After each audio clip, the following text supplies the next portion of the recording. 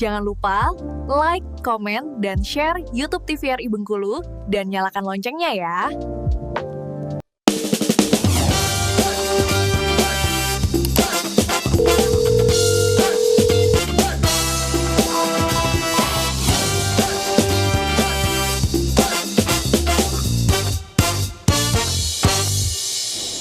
Terima kasih Anda masih bersama kami di Dokter Kito Besamo Kito Sehat. Pemirsa, langsung saja kita lanjutkan perbincangan kita masih terkait dengan cantengan. Siva ke Dokter Bella dulu nih dok. Untuk penjelasannya mungkin boleh langsung ke slide ya dok ya, biar pemirsa di rumah lebih jelas terkait dengan diagnosis dari cantengan. Ya, jadi tadi udah dibahas sama Dokter Junia dari definisi sampai manifestasi klinis ya.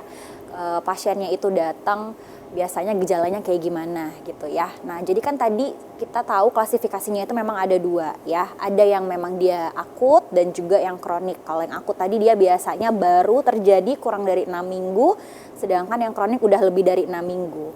Nah, kalau misalnya pasien itu datang dengan paronikia akut, ya biasanya pertama pasti kita anamnesis terlebih dahulu. Anamnesisnya itu ditanya nih kenapa bisa infeksi gitu ya. Biasanya kan dia merah, nyeri gitu. Nah, kita akan tanya faktor resikonya tadi yang sangat udah dijelaskan sama Dokter Junia tadi, ada trauma, terus juga pemasangan kuku palsu ya, terus juga manicure, apakah sebelumnya ada bersihin kuku gitu, terus juga trauma pada pekerjaan, atau juga ada yang namanya onychotriposis ya. Jadi maksudnya itu kukunya itu udah masuk ke dalam jaringan kulit gitu.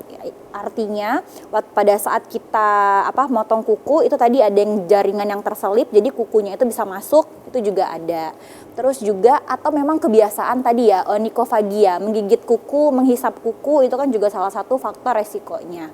Nah, selanjutnya untuk diagnosis kita lihat dari gambarannya ya. Biasanya kukunya itu pinggir-pinggirnya merah, kemerahan disertai dengan rasa nyeri gitu ya. Terus nyerinya pas kapan? Biasanya pas kapan aja nyeri gitu. Tapi kalau misalnya dapat tekanan tadi, misalnya pakai sepatu atau makin kena ujung-ujung sepatu, itu makin juga nyerinya meningkat gitu. Nah, selanjutnya biasanya dari pemeriksaan anamnesis sama pemeriksaan fisik itu kita biasa udah tahu nih, oh ini jangan-jangan namanya cantengan gitu. Tapi ada beberapa kasus memang kalau dia sudah berat dan juga dia tumpang tindih sama infeksi lain ya, biasanya kita jadi oh jangan-jangan ini bukan hanya sekedar cantengan biasa, maka akan dilakukan pemeriksaan penunjang. Biasanya nanti dilihat di ronsen ya, si jempolnya tadi atau di si kukunya tadi. Terus juga bisa dicek juga laboratoriumnya. Atau karena kita nggak tahu nih, atau misalnya kita sudah 6 minggu udah kasih banyak obat ya, tapi nggak ada perbaikan, maka dari infeksinya tadi akan kita ambil ya, contohnya nanti kita contoh jaringannya sedikit, nanti kita lihat apakah ada bakterinya. Jadi kita cari jenis bakterinya dengan cara kultur gitu. Jadi nanti pengobatannya pun langsung tertuju untuk khusus bakteri yang mana gitu.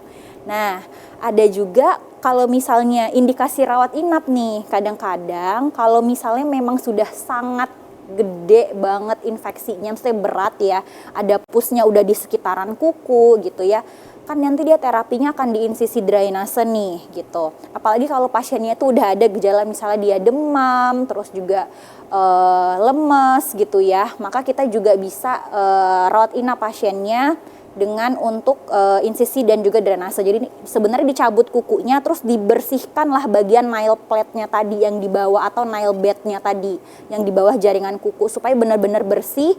Nanti kuku yang baru bisa jadi lebih baik, biasanya kayak gitu. Nah, kalau misalnya ini yang akut ya, tapi biasanya yang akut ini untuk di vaskes pelayanan pertama itu sudah bisa ditegakkan dan sudah bisa teratasi gitu.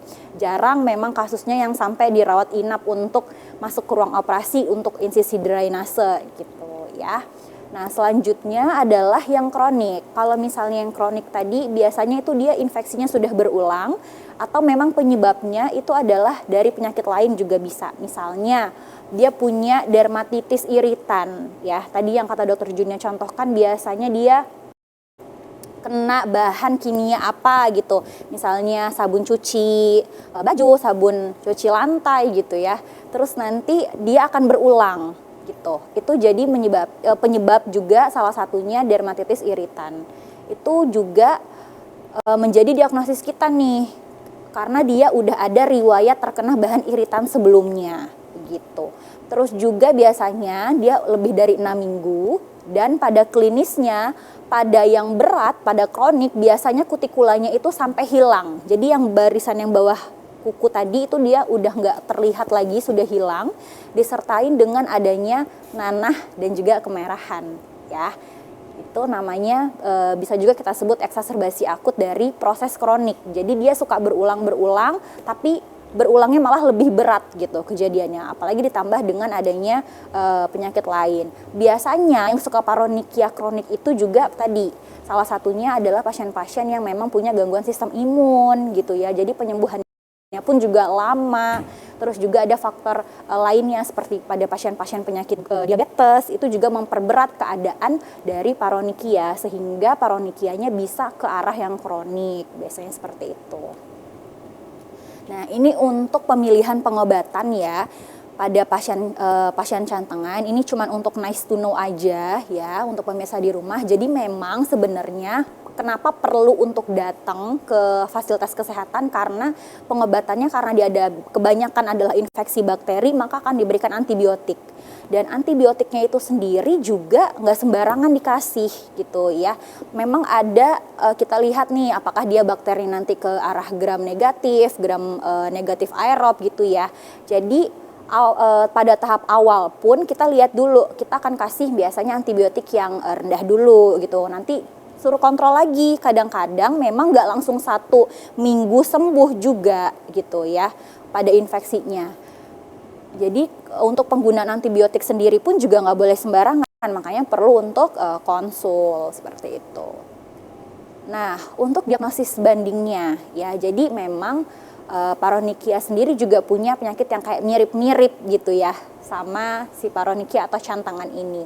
Yang pertama adalah selulitis ya. Biasanya kalau selulitis itu infeksinya itu lebih luas, jadi nggak cuma satu kuku aja, bisa sampai merembet ke pergelangan tangan, sampai ke kuku-kuku yang lain atau jari-jari yang lain seperti itu, nggak cuma sekedar di pinggir kuku. Terus juga dia biasanya akan lebih bengkak dan lebih merah. Ada juga yang namanya onikomikosis ya. Nah, ini tadi yang kita bahas, ada beberapa infeksi jamur. Infeksi jamurnya tapi di kuku gitu. Dan biasanya ini menyebabkan perubahan warna pada kukunya. Nanti kita akan lihat gambarnya. Dan ada juga psoriasis kuku. Jadi terjadi pada kuku tangan dan kaki. Psoriasis itu biasanya pada kukunya malah menebal gitu. Jadi ada penebalan kuku, terus juga kukunya itu yang kalau kita kan yang biasanya normal tuh mulus ya, kukunya bagus, mulus gitu. Tapi kalau misalnya pada pasien-pasien yang ada curiga ke psoriasis, biasanya kontur kukunya itu kurang teratur atau tidak teratur gitu. Dan kukunya juga bisa terangkat dari nail bednya tadi atau dari dasarnya. Nah, ini tadi ya kalau selulitis ya pemirsa gambarannya. Jadi kalau misalnya dia yang selulitis nggak cuma di jari yang terkena cantengan aja, tapi dia akan sampai ke telapak tangan, ke jari-jari di sekitarnya juga, bahkan sudah ada nanahnya di sini seperti itu. Nah, biasanya selulitis ini juga awalnya nih biasanya dia cantengan terlebih dahulu, pengobatannya kurang adekuat, ditambah faktor pasiennya ada penyakit gula darah tinggi gitu ya. Ini bisa menyebabkan jadinya malah selulitis gitu. Nah, kalau untuk onikomikosis yang di tengah ini adalah jamur ya. Nah, kalau ini kelihatan jelas ya bahwa ada putih-putih nih di kukunya, dan biasanya kalau dia udah disertai dengan infeksi jamur, maka pengobatannya nggak cuman dikasih antibiotik aja, tapi juga harus dikasih anti jamurnya juga gitu. Dan biasanya pada infeksi jamur ini sendiri pengobatannya lebih panjang dan lebih lama, dan perlu kontrol yang ketat juga gitu. Ini bisa sembuh, tapi memang harus sabar. Nah, selanjutnya psoriasis kuku. Kalau psoriasis tadi, nah itu kelihatan ya. Kalau kita normal, kontur kukunya adalah bening, teratur gitu ya. Pada pasien-pasien dengan psoriasis kuku, biasanya kukunya itu tidak beraturan. tidak teratur, tidak beraturan, tidak mulus juga warna kukunya gitu ya. Bahkan mirip-mirip kayak ada jamurnya seperti itu. Padahal itu namanya psoriasis dan lebih mudah untuk tercabut kukunya karena dia lebih terangkat dari posisi nail bed-nya tadi. Nah, ini untuk diagnosisnya. Jadi boleh dilihat ya, awalnya cuma cantengan aja tapi ternyata ini bukan cantengan lagi, jangan-jangan, tapi taunya selulitis atau malah ke psoriasis. Berarti kalau misalnya nggak diobati bisa sampai ke selulitis ya dok ya? Betul. Baik pemirsa, akan kita lanjutkan perbincangan kita terkait dengan cantengan setelah jeda iklan pariwara berikut ini. Tetap bersama kami di Dokter Kito Besamo Kito Sehat.